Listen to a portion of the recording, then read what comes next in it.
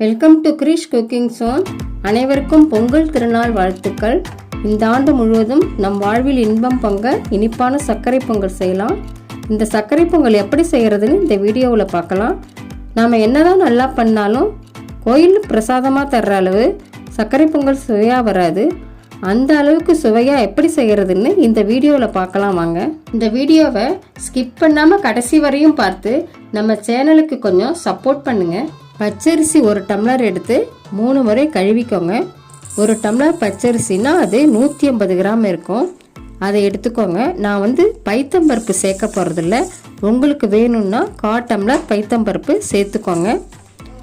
இப்போ அது நல்லா 3 முறை கழுவிட்டு அதில் 4 டம்ளர் தண்ணி ஊற்றி மூடி போட்டு அடுப்பில் வேக வச்சுருங்க. சாதம் பாதி வெந்திருக்கும் போது பால் 1/2 டம்ளர் சேர்த்துக்கோங்க.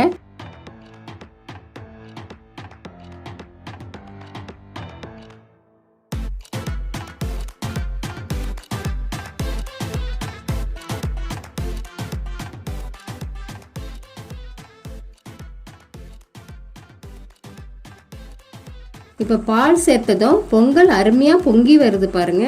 பார்க்கவே ரொம்ப அழகா இருக்கு.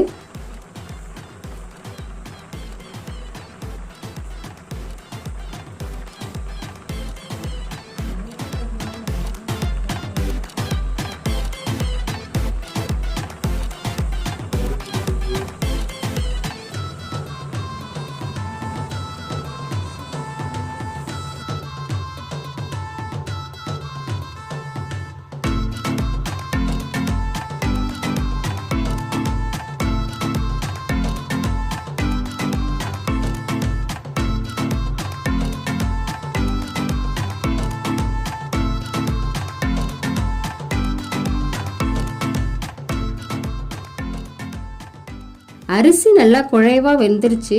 அது நல்லா கரண்டியால மசிச்சு எடுத்து வச்சுக்கோங்க.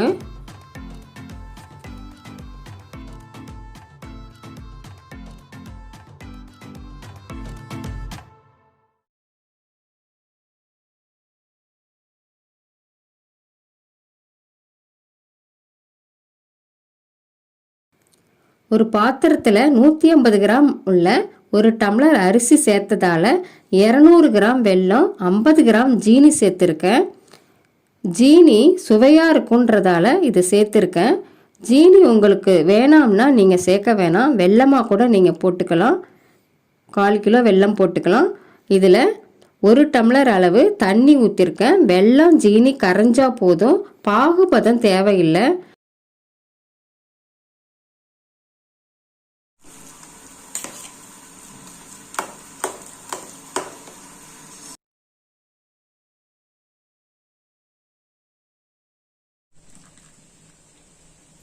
இதில் தூசி இருக்கும், அதனால் இதை வடிகட்டிக்கோங்க.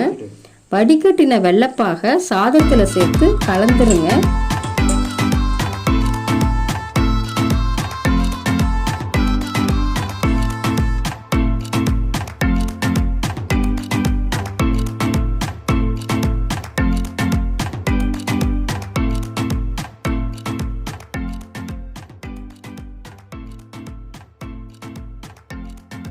உங்களுக்கு கலர் வேணும்னா எல்லோ அல்லது ரெட் கலர் கேசரி போடுற ஒரு சிட்டிகை அளவு தண்ணியில் கலந்து இதில் சேர்த்து கலந்துருங்க. பார்க்க அழகாக இருக்கும்.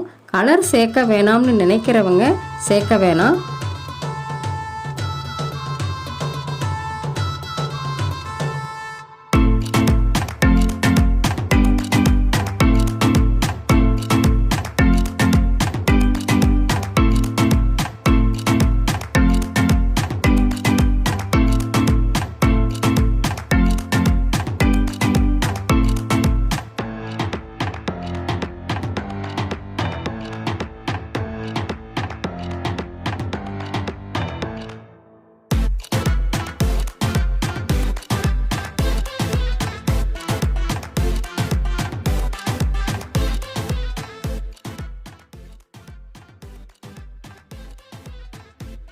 நாலு ஏலக்காய் எடுத்து அதை தட்டி சாதத்தில் போட்டு கிளறி விடுங்க.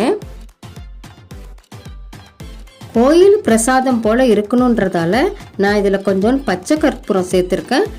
இதை அதிகமாக சேர்க்கக்கூடாது. அதிகமாக சேர்த்தா ஸ்மெல் அதிகமாக வந்துடும், அதனால் கொஞ்சமாக சேருங்க. வாணலியில் நெய் ஊற்றுங்க.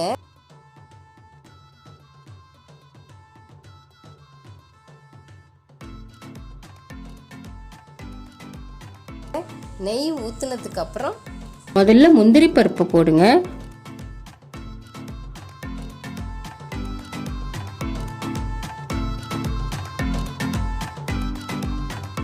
பொன்னிறமாக ஆனதும் திராட்சையை போடுங்க.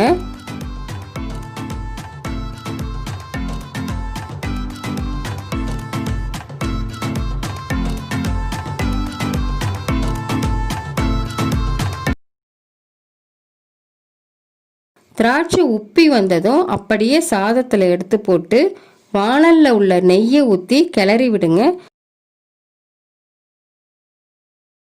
சுவையான சர்க்கரை பொங்கல் தயார். நீங்கள் உங்கள் குடும்பத்தோடு உட்காந்து சாப்பிடுங்க. இந்த வீடியோ உங்களுக்கு பிடிச்சிருந்தா சப்ஸ்கிரைப் பண்ணி பக்கத்தில் உள்ள பெல் ஐக்கானை செலக்ட் பண்ணி ஆல்னு கிளிக் பண்ணுங்கள். அப்போ தான் நான் போடுற வீடியோ உடனுக்குடன் நோட்டிஃபிகேஷனாக உங்களுக்கு வந்து சேரும்.